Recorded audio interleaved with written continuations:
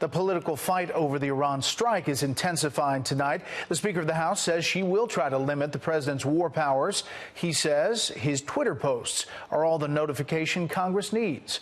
Correspondent David Spunt is at the U.S. Supreme Court tonight, where that battle could eventually end up.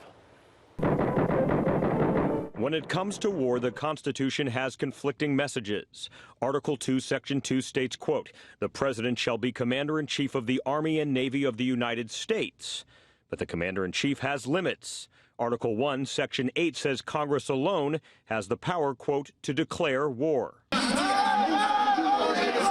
As tensions with Iran reach a boiling point, the interpretation of the president's powers is up for debate in a city that relishes the term. The president had every authority he needed as commander-in-chief to do it. It was the right decision because American lives were at stake. The president has said, I've got 52 targets. I might go after them. I might do it disproportionately. I might go after cultural sites.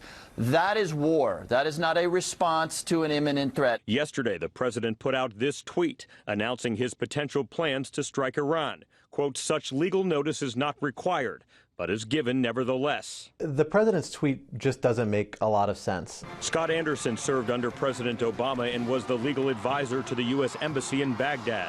The Trump administration doesn't appear to have coordinated at all with members of Congress in advance, and prior administrations have generally done so to some extent. But Anderson says the president and his team still have the upper hand in many situations. The executive branch has a huge amount of discretion practically in how it interprets both its own constitutional authority and statutes that Congress might pass to give it additional authority to use military force. December 7th, 1941. World War II marks the last time Congress officially declared war.